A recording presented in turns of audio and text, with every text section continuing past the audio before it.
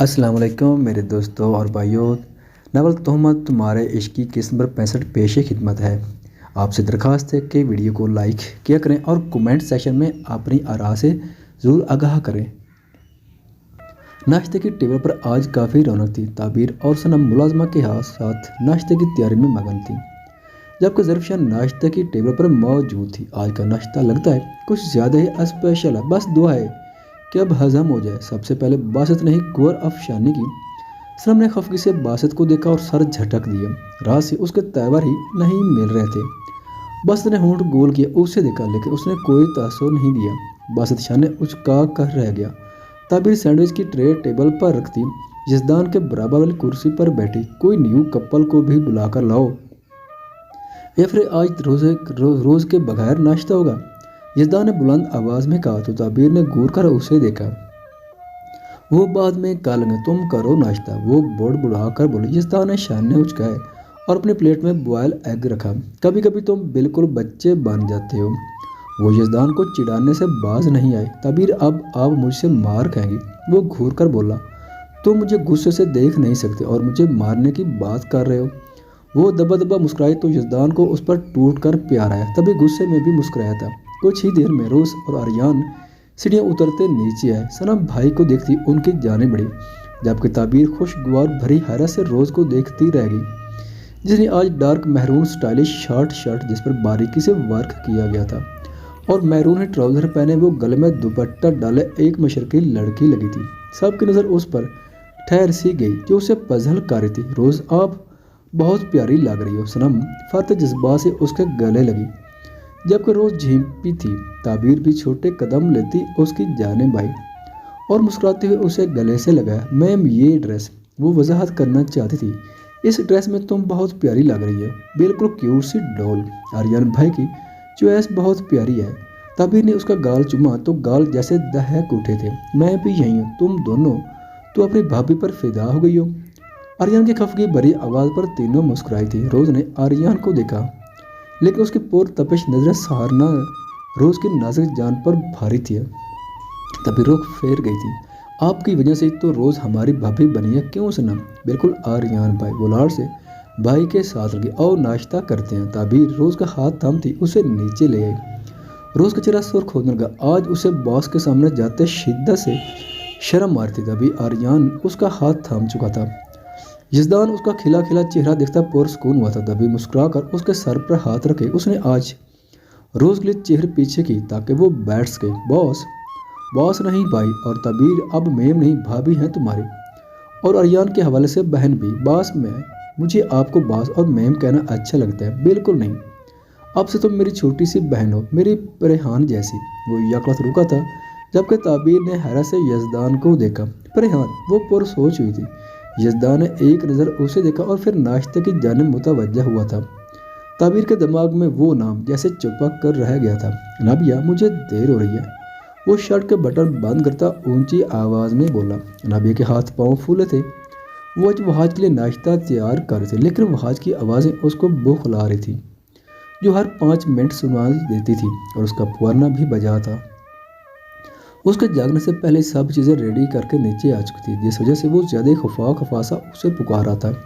باجی صاحب تو سڑیل اکڑو سے ایک دم میٹھے ہو گئے ہیں، اب تو ان کا آپ کے بغیر ذرا دل نہیں لگتا، اقصیٰ نے ہر روز کی طرح کہا تو نابیہ کا چہرہ سرخ ہوا۔ ہاں، وہ میرے بغیر ایک پل نہیں رہتے، وہ پر اعتمادی سے گویا ہے۔ باجی یہ آپ کا صبر کا پھل ہے، ورنہ مجھے تو لگتا تھا صاحب اس لڑکی کو ساری عمر دل میں بسائے رکھیں۔ کس لڑکی کو؟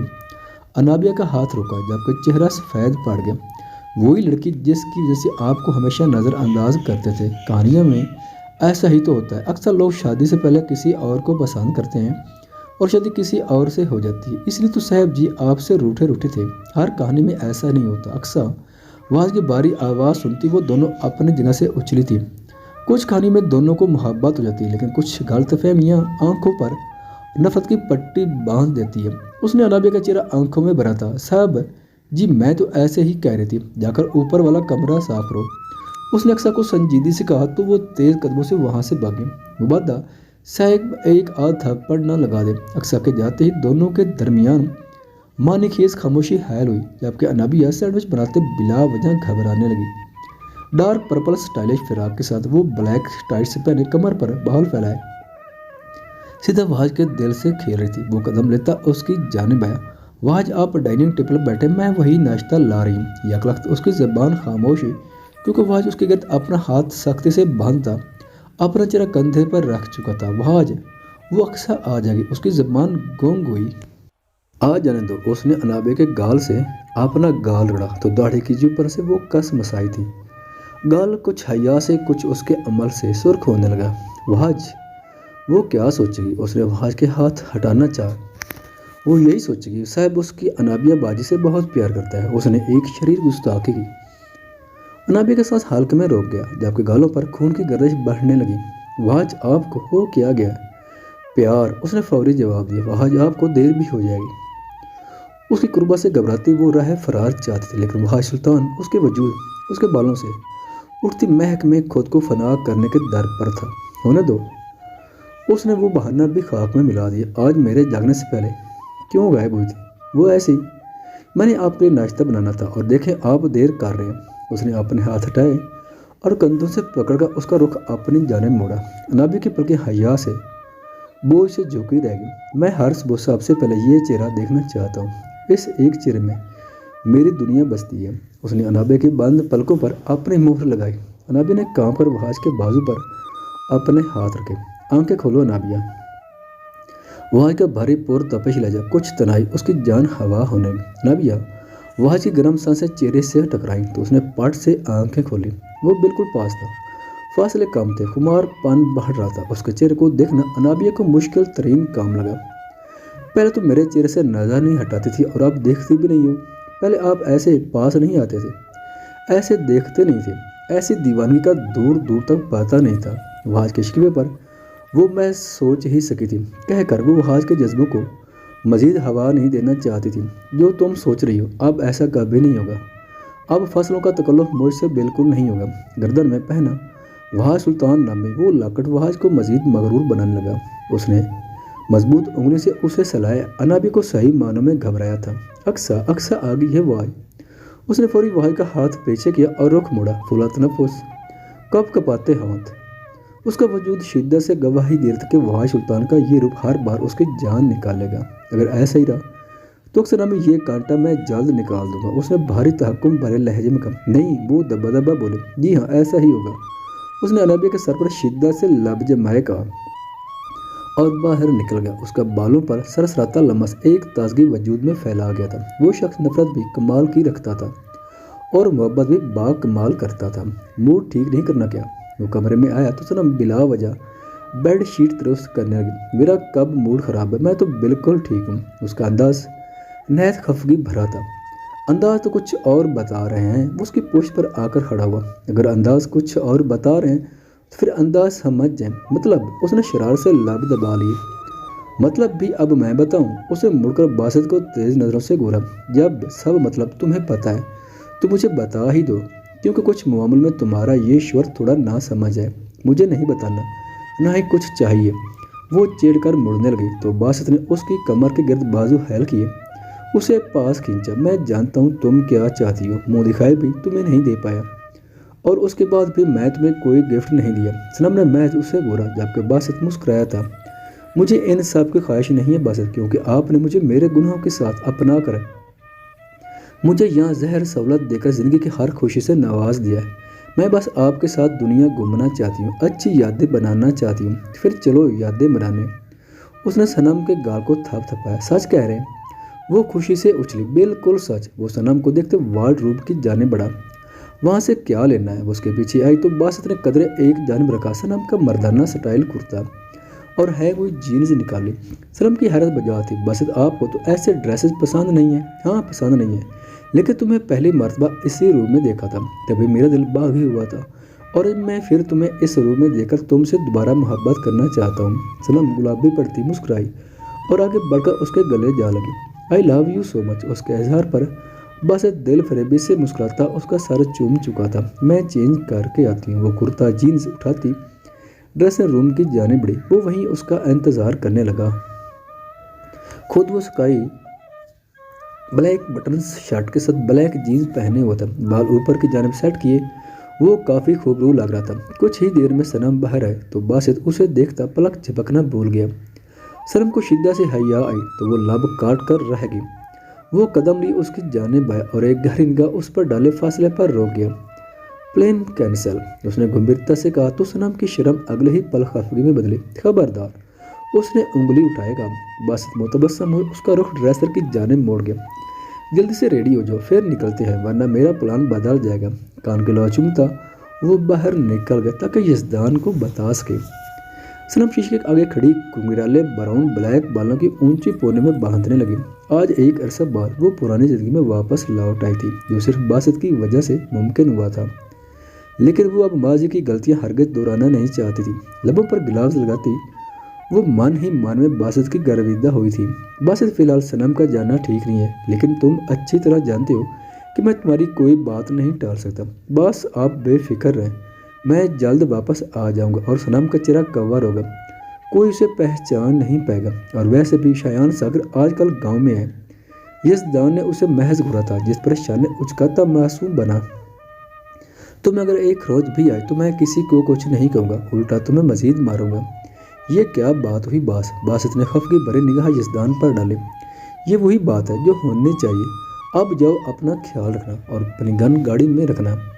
यजदान आगे बढ़ता उसके गले जा लगा। सीढ़ियाँ उतरती ज़रफ़ शाह ने बासित को देखा तो उसकी जानिब आए। परसों से ज़रफ़ शाह की बासित से मुलाकात नहीं हो पाई थी। आप कहीं जा रहे हैं बासित भाई? वो करीब आते पूछने लगी। उसका मासूमियत भरा अंदाज बासित को अपनी बेरुखी याद दिलवाने लगा। आज बासित खुश दिली से मुस्कुराया और उसे अपने साथ लगा गया। बरसों की नाराज़गी जैसे पाल में ख़त्म हुई थी। ज़रफ़ शाह की हालत बजा थी, लेकिन भाई के यूं करीब होना उसकी आंखों में आंसू ले आया था। रोना नहीं, उसने ज़रफ़ शाह के आंसू साफ किए। मैंने तुमसे पिछले दिनों नहायत तलख रवैया इख्तियार किया था जिसका मुझे बखूबी एहसास है। नहीं बासित भाई, आपने मेरा बहुत ख्याल रखा था। ओह, अच्छा ही था कि आप गुस्से में थे, वरना आपके लाड़ प्यार से मैं मजीद बेघर जाती। वो आखिरी लफ्ज़ दबाए बोली तो बासित ने उसके सर पर हल्की सी चपत लगाई। तुम कभी नहीं बिगड़ सकती क्योंकि हमारी ज़री बहुत मासूम है। उसकी मासूमियत का अलम तुम जानते हो। मेरे साथ तो ये लड़की हमेशा लड़ती रहती है। ज़ैन ने भी वहाँ आकर गुफ्तगू में हिस्सा डाला तो ज़रफ़ शाह ने रुहान सी होकर उसे देखा। ज़रूर तुम ही कुछ कहते होगे। यजदान ने हिसाब बराबर किया तो ज़ैन ने उसे देखा। नहीं, इतना अरसा तुम्हारी बीवी की संगत में रही थी, उसी का असर है।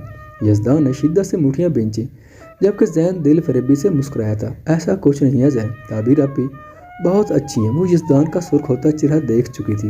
यानी मैं अच्छा नहीं हूँ? ज़ैन ने बिलावजा बात करो कि आपने जाने मुड़ा। ऐसा भी नहीं है, वो घबराई थी। आप दोनों मिलकर जरी को तंग नहीं कर सकते। बासित ने जरी के कंधे के गिर्द हाथ रखा जबकि ज़ैन जरी को देखे आंख दबा गया था। ज़रफ़ शाह खुलता, सुर्ख गिलाब बनती, पहलू बदल गई। क्या हो रहा है यहाँ? यजदान अपने पीछे ताबीर की आवाज़ सुनता यजदान फौरी मुड़ा। जाओ, बीवी को वजाहत दो कि मैं किसी लड़की के साथ नहीं, बहन के साथ हूँ। ज़ैन की सरगोशी उसे झुलसा कर रह गई थी। तभी उसे घूरता वो ताबीर की जानिब आया।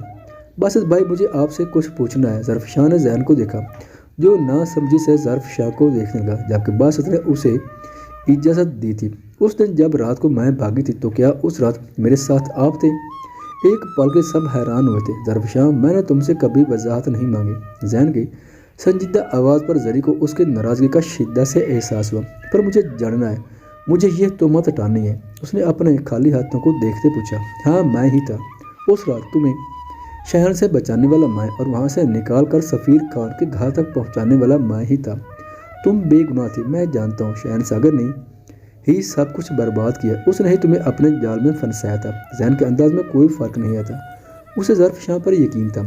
उसकी पाकिज़गी, उसकी मासूमियत ने खुद ही हर तोहमत उस पर से हटा दी थी। फिर मज़ीद वो क्यों कर वजाहत मांगता, लेकिन शायद ज़रफ़ शाह अपने ज़िंदगी से ये तोहमत हटाकर खुद को पुरस्कून कर लेना चाहती थी। तुम खुद को हल्कान क्यों करती हो ज़रफ़ शाह?